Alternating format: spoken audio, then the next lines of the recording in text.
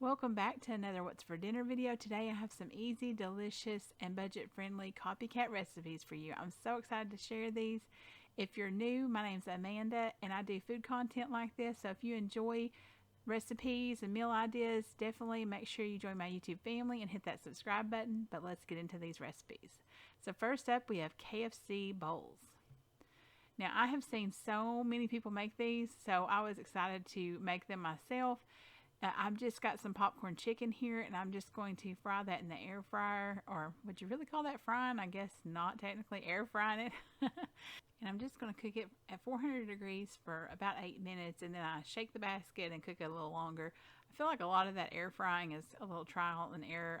A lot of times you can look some of them up too, so that's a good handy way to find out. And I'm just going to saute up some green beans. These are fresh green beans. This is like my favorite way lately to make green beans, is sauteing them in the pan. I can't remember if I've tried to air fry them or not, but I've seen several people do that too, and I need to try them in the air fryer as well. But on this night, since the air fryer was already being used, I thought it'd be handy to put them in on the stove like this. And I just typically add garlic powder and onion powder. Those are pretty much my standbys. But then also this night added some Old Bay seasoning as well.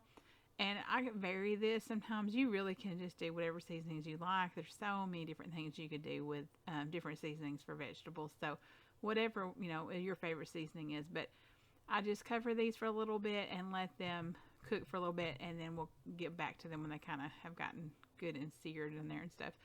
And I'm just putting that chicken back in again, like I mentioned earlier, for another 8 minutes on 400. Next time I'd probably go maybe 6 or 7 more minutes. I think that would have been fine too. But it turned out fine. It's just, I don't know, finding the perfect temperature and time for some of these things. And so I'm just stirring these green beans up. You just want to, kind of make sure those seasonings get to coat it and move them around a little bit. I like how that by the time I get done cooking these, they kind of almost blister a little bit. I don't know, they're so good. Now guys, this is the secret gravy recipe for KFC. If you want KFC gravy to taste like KFC gravy, then you need to take a packet of brown gravy mix and a packet of chicken gravy mix and fix them just like you would, follow the instructions. I think it was like 2 cups of water that, I did that with. I'm serious. This was amazing. I had never tried this before, but I read this somewhere that somebody said to mix these 2 packets together and that tastes like KFC gravy. It does. I could not believe it. It was just like it. It was unreal. Like, my son loves KFC gravy, so he was so excited. So I just did instant mashed potatoes. Technically, that's really, I think, what KFC uses. So I thought, okay, I'm just going to do instant for this night. And I've got the corn, and I'm just going to layer these bowls. Mashed potatoes on the bottom and put the corn on the top, and then we're going to add in our chicken. I cannot believe how good these were, and like I said, how much that gravy tasted like KFC. I just cannot get over that. I will be making that more often, just even as gravy sometimes, because like I said, my kids, they love KFC gravy, so that will be fun for them, and they were really impressed with how much this tasted like KFC. And then of course you top it with a little bit of shredded cheddar cheese. I didn't put a lot on mine because it's already, to me, so rich with the gravy and stuff that I felt like it didn't necessarily need the cheese, but it is really good with the cheese. So you can obviously put as much on as you like, or leave it off if you don't want to, but I think that's kind of the way they serve theirs. I'm not sure. I want to say I've had one of these like years ago, maybe. I don't know. I don't even remember if I've had one before, but they always look good when everybody makes them. This was delicious. They were so good with those green beans too. It was just really good, comfort food kind of meal. And so fun to try to recreate something, especially getting that gravy so close. So definitely recommend it. So next up, I have Panera Bread broccoli cheddar soup. So I've grated some carrots here, and I'm going to chop up some onions. I have actually never had Panera Bread, the soup there.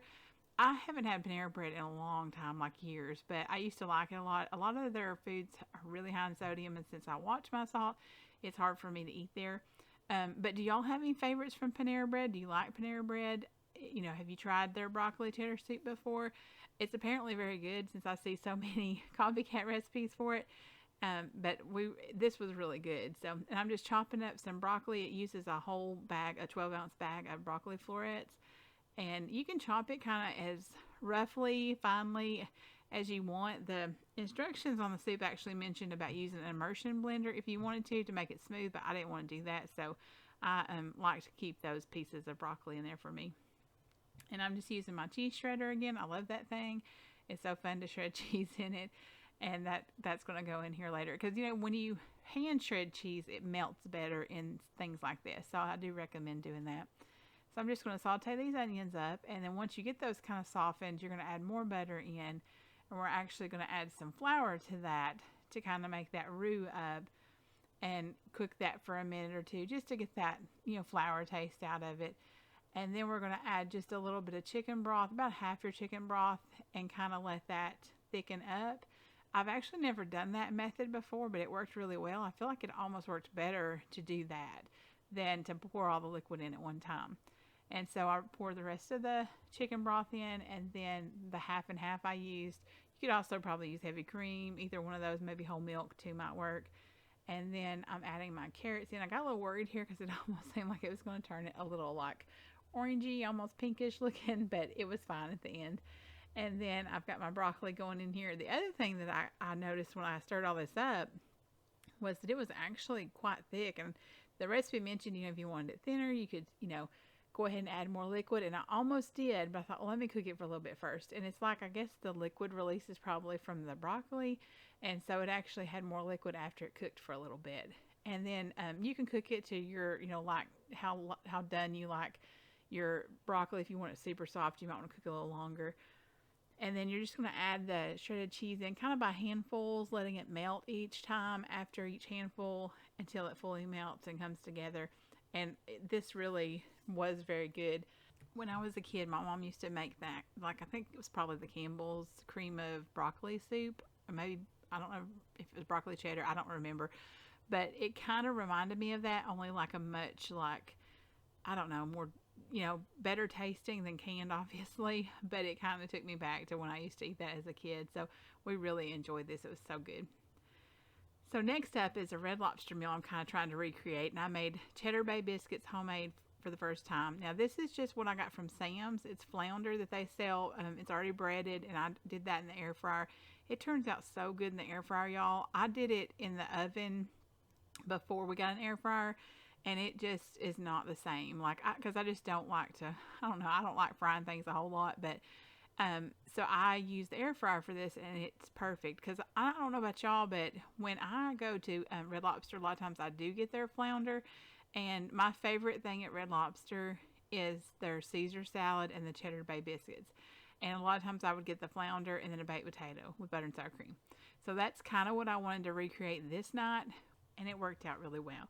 So I did, 400 degrees for 7 minutes the first time. I flip them, and then I'm doing 8 minutes the second time. And again, I feel like it's something you kind of got to play with. That works well for me. For other air fryers, it might not. So in this bowl, we're going to start our Cheddar Bay biscuits. So I've got some flour in there. I've also got baking powder that's going to go in there, and some seasonings, some cayenne pepper, garlic powder, salt, that type of stuff in there. And the recipe actually called for sugar as well. I left that out. I'm just not a big fan of sugar in my biscuits at all. Now I've got some buttermilk and melted butter that I'm whisking together in that saucepan, and then I'm just going to pour that over these dry ingredients, and we're going to start mixing that up and getting them ready to scoop out and bake. Now, I don't know about y'all, but I love those Cheddar Bay biscuits. They're so good. Oh my goodness, I could eat so many of those. But I always try to watch myself on them because they do have a lot of salt in them. They're definitely very salty. So I kind of liked making them homemade because I could kind of control the salt. Now I just added some sharp cheddar cheese in there, and we're just going to mix it together. And then I actually just use an ice cream scooper to scoop these out. I feel like that kind of gives me those good little mounds that, they're kind of in those little mounds when you get them, that nice little drop biscuit kind of shape. And by the way, I love this dough whisk. It's so awesome. It just really goes through those doughs really easily like that. So we're going to actually bake these at 450 degrees. I think I actually baked them a little under that because my parchment paper says that it can only go up to 420 degrees. So I think that's about what I did. So mine actually had to bake a little longer. So keep in mind that if you use parchment paper, you might want to adjust the time if yours also says that it can only go to 420 or whatever degrees. And here's our fish. This was so good. I love that flounder. It's really tasty, and my kids like it. It's just something quick and easy too. Now, this is the butter topping that we're going to put on the biscuits when they get done. And that's just also got some like parsley, garlic powder, that kind of stuff in there. I think I added some Old Bay as well. At the time, I felt like that seemed like an awful lot of parsley. And as I'm reading the recipe back, like, going over it with y'all, I realized that it said a tablespoon of fresh parsley. So I bet I was probably supposed to use less. So instead, I used a whole tablespoon and it ended up being quite a lot of green. It did not affect flavor at all. It was really good, but it did have a lot of the green parsley on it. So next time I'll cut that back. But these were so good. We really enjoyed them. I will definitely be making these again. This whole meal really tasted just like Red Lobster. And I had the baked potatoes back there. I've got my Caesar salad. It's just romaine lettuce and Parmesan and just, store-bought Caesar dressing. This really was one of my most favorite meals lately. It was so good. We'll definitely do it again. So next up, we have Ireland steak and biscuits. First up, I'm going to get started on the biscuits. I'm just using the Southern biscuit mix. If y'all have seen some of my other videos, this is a mix that you just add buttermilk to. That's it. And you just mix it together and, put it out on your counter, and you're going to knead it just a little bit, especially like I don't measure it. And so I keep getting mine a little too wet. And so I have to knead it a little extra and get some more flour into it. But this is about as easy a biscuit as you can make, and they taste amazing. Like you'll see them when they're done. They look so good. So I highly recommend, if you can get this biscuit mix in your area, to try it out because it's really good. So I'm just going to make kind of a smaller size biscuit for these. If you remember my bacon, egg, and cheese sandwiches in a prior video, we made them really big. These are kind of a little smaller. Let me talk to you just a little bit about this restaurant. So Ireland's does not exist anymore. My husband actually is from Nashville, Tennessee, and he had eaten here when he was younger. He had really good memories of it. So there's actually even a Facebook group about this restaurant. So apparently it was really well known. And this was his favorite thing to get there, was the steak and biscuits with French fries. So using information from that group, we've decided to recreate this meal, as well as a dessert that will come after this part of the video that I'll show you too. So they actually served pieces of steak on biscuits, and then I believe he said they had shoestring fries, and that's kind of what we went with, was the shoestring fries. You'll see in a little bit. We just cook those in the air fryer. But I've got all these biscuits fixing to go in the oven, and then we'll get started. I forgot to film this part of it, but I marinated some steak meat in Italian dressing. So, and I just did that overnight, and then I'm going to fry that up in the cast iron and get that all good and cooked. So since we're on kind of that topic of restaurants that don't really exist anymore, do y'all have any favorite memories of a place you ate at when you were younger that maybe doesn't exist anymore, maybe you wish still existed? I know that a lot of the people in this group really seem to wish that Ireland's would come back. And so I think if anybody ever started that restaurant again, they would do really well, because it seems to have a very big following even after, all this many years. So now here's our biscuits. Don't they just look so good? I mean, I wish I had one right now. They're so good. I love that biscuit mix. It really is handy. It's very easy too, because especially if you're kind of afraid to make biscuits, that'd be a great way to start, is making that, because you can't really mess it up. Even when I've gotten it a little too much liquid in there, it still ends up perfect. So definitely try that if you can. So I've got the steak done, and now we're going to just go ahead and assemble the steak and biscuits. You can put on as much as you like. I kind of tried to fill the biscuit with it, and I really wanted to kind of get these more in strips. I did not do a good job with cutting the steak meat up and to get them into strips, but I did the best I could. And so I've got these going on the biscuits. This combination is just really good, and I really enjoyed recreating this for him, because I know he has a lot of fun memories of that restaurant. And like I said, we just cooked some French fries in the air fryer, and that's such a handy thing to have, especially while I'm doing this other stuff. I can let them kind of go in the air fryer while I'm doing all this. And I just have to say, it was so much fun recreating a favorite meal of my husband's. I know it brought back good memories for him. I'm very thankful that group, was able to kind of give us some guidance on how to make his, the things he liked from that restaurant. So that's always nice when you can find kind of those copycat recipes that bring back those memories from places you enjoy like that. So we really enjoyed that meal. So this is kind of a continuation. It's Ireland's Killarney fudge pie. I've got some eggs in here and sugar. I'm just going to whisk those together. This is really good. It doesn't actually have like a crust, as far as like it has flour in it. So I guess you could kind of say it makes its own crust, but it's not exactly a crust. So if you haven't had it, it's kind of hard to explain, but it's really good. So we've just got a couple squares of baking chocolate in here. We're just going to melt that slowly. You want to make sure that you don't burn the chocolate. And once it does get fully melted, we're going to add in a stick of butter. I went ahead and just sliced the butter up into chunks so that it would melt a little quicker. And what I did was, as you can see here in just a second, it kind of bubbles up a little bit. Like you can tell it really starts heating up when I add that butter to it. So I just let it go for a minute, just a very short time, and just start to melt the butter, and then I turned the heat off so that I didn't risk scorching the chocolate. Now I'm just adding just a little bit of vanilla into the sugar and egg mixture, and then we're going to start adding a little bit of that warm chocolate and butter mixture in here. I like to do that just to make sure you don't get any like scrambled egg bits. I don't think it would have anyways. My husband, I think he's done it, put it all in there at once, but I just wanted to be careful and make sure not to. So, and then I'm just adding the rest in there and getting that mixed all well together. Once that's mixed well, we're actually going to add in our flour. So it's just 1/4 cup of flour, and you're just going to kind of add it a little gradually just to make sure you don't get lumps.